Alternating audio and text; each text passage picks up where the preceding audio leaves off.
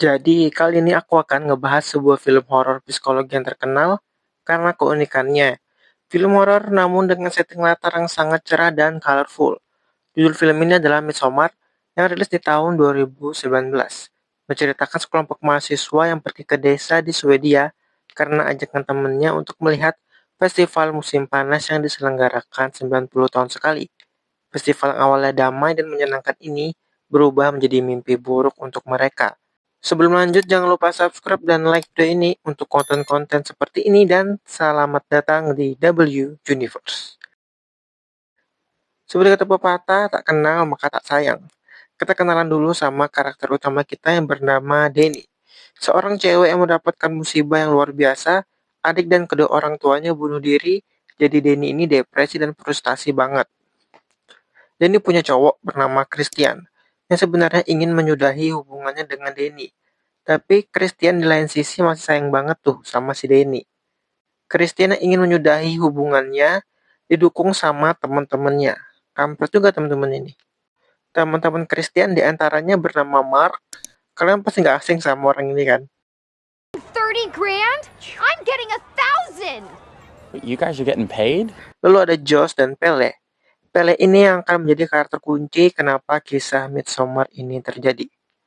Dan inilah Midsommar. Kita akan melihat sebuah lukisan yang menarik, namun juga menyeramkan. Lukisan ini menggambarkan apa yang akan terjadi di dalam keseluruhan film. Di kediaman keluarga Ador, Denny mencoba menelpon ke rumahnya. Dikarenakan adiknya yang bernama Terry mengirimkan sebuah pesan email yang membuat Denny khawatir. Denny lantas menelpon pacarnya yang bernama Christian. Denny curhat dong ke Christian layaknya orang pacaran pada umumnya. Usut punya usut, ternyata Christian itu pengen mengakhiri hubungannya dengan Denny.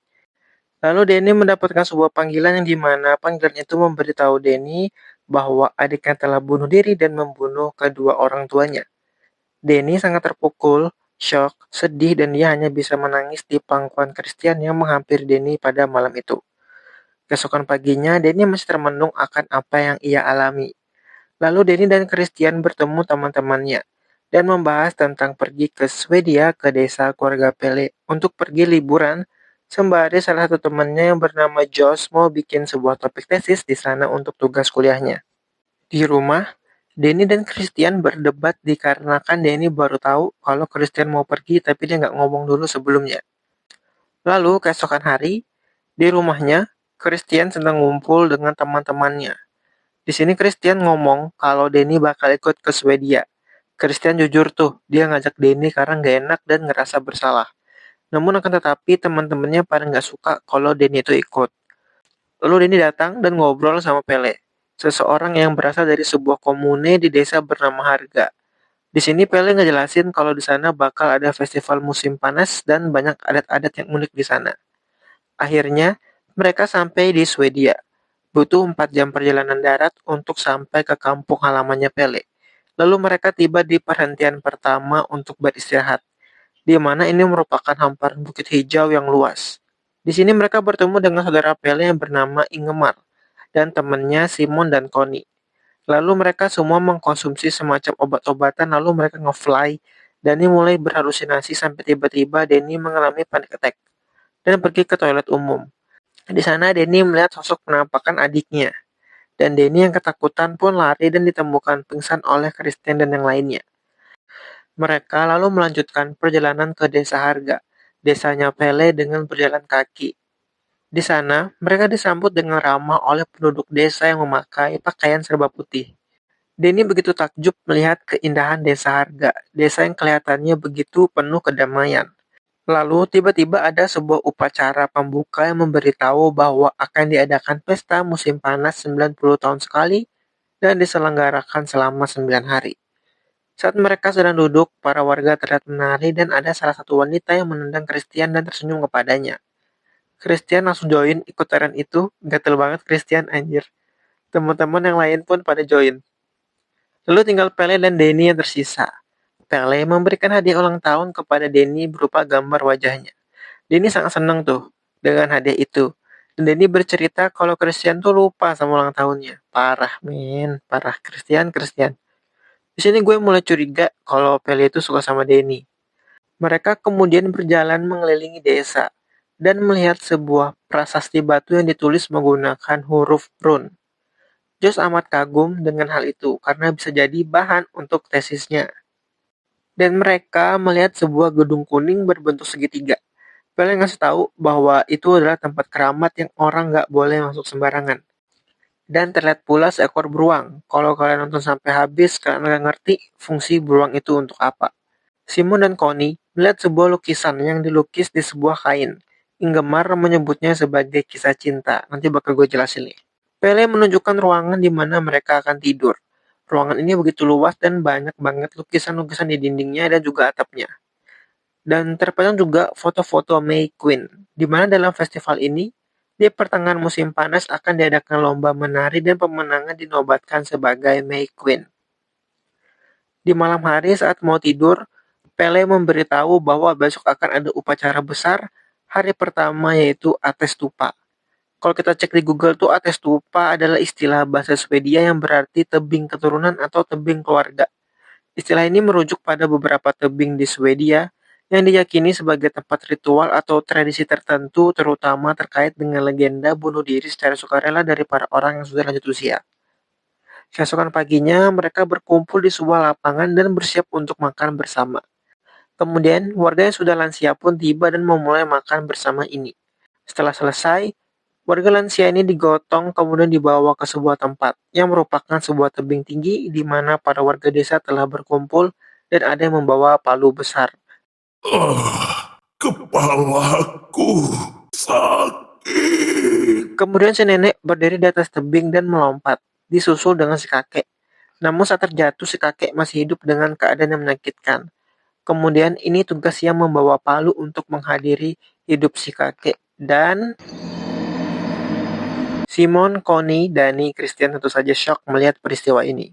Salah satu tetua desa bernama Sif menjelaskan bahwa ini merupakan adat kuno di mana saat menginjak usia tertentu mereka mengorbankan dirinya. Karena menurut mereka kalau sudah tua akan sekarat dan sekarat akan menjadi beban. Dan mereka percaya yang lompat dari tebing ini akan mengalami reinkarnasi. Denny begitu shock melihat kejadian tersebut, sementara itu Christian menemui Josh untuk membahas tesisnya. Kalau Christian juga pengen ngerjain tesisnya di Harga. Namun Josh nggak terima karena ini merupakan ide awalnya. Dan Josh menganggap Christian mencuri idenya, namun Christian tetap bakal ngerjain tesisnya di desa Harga ini. Pala batu juga si Christian. Denny berniat mau pergi, namun Pele membujuk untuk tetap tinggal. Di sini sikap Pele menunjukkan kalau dia tuh suka sama Denny dan aku rasa mencoba menikung temannya. Keesokan paginya, seorang wanita desa bernama Maya diam-diam menaruh sesuatu di bawah tempat tidur Christian, dan Josh melihat hal itu. Di pagi hari, Josh dan Mark menemui Pele, dan Josh bertanya tentang sesuatu di bawah kasur Christian. Ternyata itu adalah rune cinta atau mantra cinta. Kalau bahasa kita tuh dipelet tas si Christian ini. Lalu Mark dengan bodohnya mengencingi pohon keramat yang ada di sana dan membuat salah satu warga murka. Setelah itu, Connie dengan buru-buru ingin pergi dan salah satu warga desa bilang bahwa Simon, pacara telah pergi duluan. Connie nggak percaya langsung pergi begitu aja. Di lain sisi, Josh bersama salah satu tetua desa menjelaskan tentang kitab mereka yang bernama Ruby Radar, yang dituliskan oleh seorang anak disabilitas hasil pernikahan sedarah bernama Rubin. Di sini Josh mau foto kitab itu, namun nggak diizinkan. Lalu makan malam tiba. Di sini bisa dilihat bahwa minuman Christian warnanya beda sendiri. Dan saat dia memakan kue itu terdapat sebuah rambut. Dan ternyata rambut itu mirip bulu yang ada di bawah itu. Ya kalian tahu lah maksudnya apa. Dan hal yang dialami Christian ini ada kaitannya dengan lukisan yang dilihat Simon dan Connie. Kalian masih ingat kan sama lukisan yang dilihat Connie sama Simon di awal video? Jadi lukisan itu bermaksud tata cara memikat seseorang. Step 1, si cewek jatuh cinta. Step 2, si cewek merapalkan mantra cinta. Step 3, menaruh bulu yang di bawah itu dan dicampurkan dengan makanan. Step 4, mencampurkan darah dari bawah itu juga, lalu dimasukkan ke minuman korban. Nah, makanya minuman Kristen beda warnanya. Step 5, korban memiliki rinnegan. Enggak. Maksudnya itu terhipnotis itu gambarnya, terhipnotis bukan rinnegan. Emang dia Madara anjir membangkitin mungkin Sukoyomi. Step 6, mereka hidup bahagia. Lanjut. Mark kemudian diajak oleh cewek cantik bernama Inge. Sementara itu Josh masih penasaran dengan kitab Ruby Radar. Malam harinya, Josh menyelinap ke tempat kitab Ruby Radar. Di sana ia memfoto semua halaman, padahal itu dilarang. Dan tiba-tiba muncul seseorang yang mirip dengan Mark. Setelah itu, kepala Josh dipukul dengan palu. Dan ternyata orang itu bukan Mark, melainkan seseorang yang mengenakan kulitnya Mark. Ya, Mark sudah mati dan dikuliti.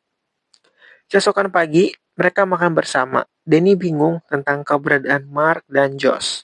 Di hari ini, Denny akan mengikuti salah satu kegiatan festival yakni lomba menari sampai tersisa satu orang yang bertahan.